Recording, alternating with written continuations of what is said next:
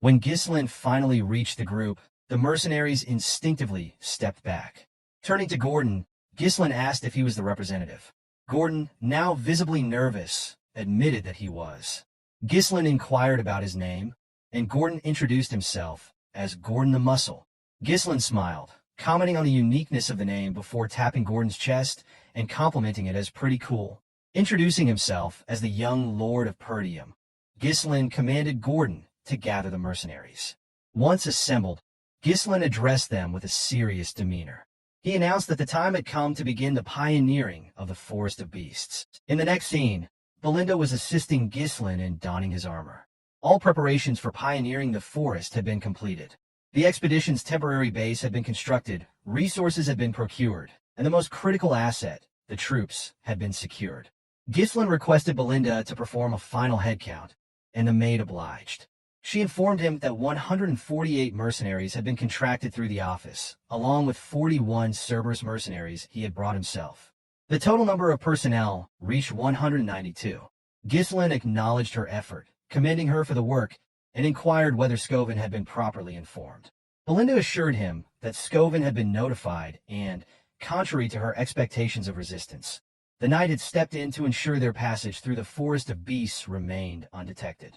As the commander of the forest post, Scoven's involvement gave Belinda confidence that no immediate issues would arise. She urged Ghislain not to worry, and her reassurance brought a smile to his face. Ghislain then called for the mercenaries to assemble. He addressed them, stating that the land they were about to pioneer lay ahead. Acknowledging the rumors surrounding the forest, he explained that it was a place rife with unknown dangers, inhabited by monsters and unseen threats beyond imagination. Yet, he expressed his determination to conquer the forest despite its perils. The mercenaries, visibly unsettled by the mention of the Forest of Beasts, murmured among themselves, claiming they had not been informed of such dangers and feared for their lives. Belinda, stepping forward, silenced them and reminded them not to interrupt while their leader was speaking. Ghislain gave the mercenaries an opportunity to withdraw if they wished, promising to pay them 3 times their current wages should the mission succeed. The unexpected offer shocked the group, as it was an exceedingly tempting reward. Belinda moved closer to her master and whispered her concerns, pointing out that all their funds had already been spent on preparations. Ghislain calmly explained that such promises were necessary to boost morale. Confident in the mission's success, he assured her that there would be sufficient funds to fulfill the promise afterward. When he asked Belinda if she trusted him, she admitted she had no choice but to place her trust in him.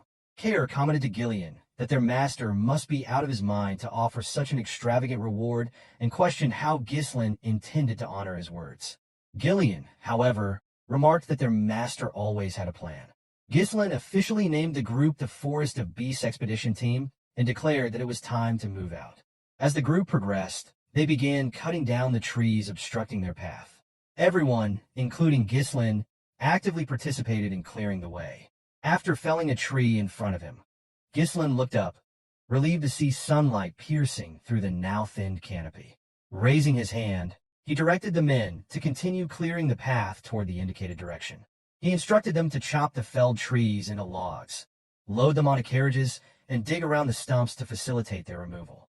According to the Forest of Beasts Developmental Journal, a resource Ghislain had obtained in his previous life, the forest was vast and rich in untapped potential.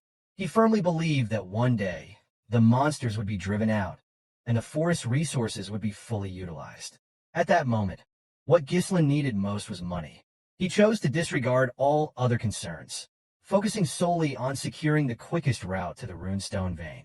The wealth from this expedition would play a pivotal role in halting the conspiracy surrounding Perdium. Kaer found it peculiar that their employer was taking such an active role, while one of the mercenaries suggested that Ghislain was simply trying to uphold the dignity of a noble. Another mercenary, wearing a helmet, scoffed, claiming that Ghislain was merely pretending and would soon give up. Belinda, overhearing the remarks, firmly told the men to stop gossiping and return to their work. Though they obeyed, she was visibly irritated by their dismissive attitude toward her master. She approached Ghislain, reminding him of the considerable effort he had put into hiring the mercenaries. She questioned why he was personally involved in the labor, pointing out that his actions made the men take him lightly. Ghislain reassured her that it was fine, explaining that having more hands on the job would allow them to finish faster. He emphasized that lingering in the area for too long would bring no benefit. Accepting his reasoning, Belinda remarked that he spoke as though he already knew what lay ahead. Kayer observed their exchange with a bemused smile. He found it hard to believe that his employer had someone worrying about him, while he himself had become the dog of his master, willingly heading into danger. Ghislain, overhearing this, struck Kayer with a log, prompting Kayer to accuse him of trying to pick a fight. Despite their banter, the operation proceeded smoothly. The Duchy of Delphine, which had conquered the kingdom and established a new dynasty, had launched a large-scale development initiative in the Forest of Beasts. Ghislain had been unable to uncover the Duke's specific motivations for focusing on the forest. However, he had managed to obtain a developmental journal that detailed major resource locations and the ecosystem of monsters. Armed with this knowledge, Ghislain had come better prepared. One of the mercenaries, noticing the abundance of oil lamps among their supplies, wondered aloud why they had been brought instead of cheaper torches. The lack of incidents along the way unsettled Ghislain. He had only read about the dangers of the forest and had no first-hand experience. Sensing the deepening of the forest, he cautioned the men to remain vigilant. While some mercenaries continued cutting trees, one remarked on the increasing darkness, asking if night had already fallen. Another mercenary, smiling, noted that no monsters had been encountered despite the forest's fearsome reputation. Agreeing, his companion speculated that the dangers had been exaggerated. He joked that even without any effort from their leader, Gordon, the job would have remained simple. They lamented that tripled pay seemed excessive for such an easy task.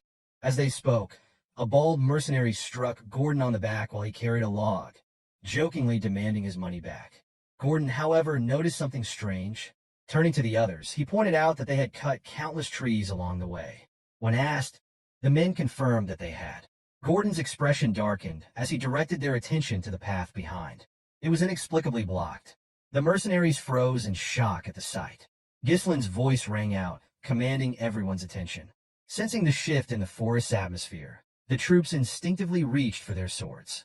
The mercenaries who had earlier dismissed the rumors now began to panic, as an oppressive tension descended upon the group. Something was amiss. Ghislain called out to Gordon, warning him that staying there would result in his death. He instructed him to walk toward the group slowly. Gordon obeyed but stumbled into a tree and fell to the ground. The group immediately assumed defensive positions, calling Gordon an idiot. Turning back to face the others, Gordon was surprised that nothing happened. The mercenaries, equally perplexed, exchanged confused glances. A bald man among them chuckled, mocking their employer for being overly cautious. He claimed that the path only appeared blocked because the scenery was so similar, dismissing Gordon's concerns as a mistake.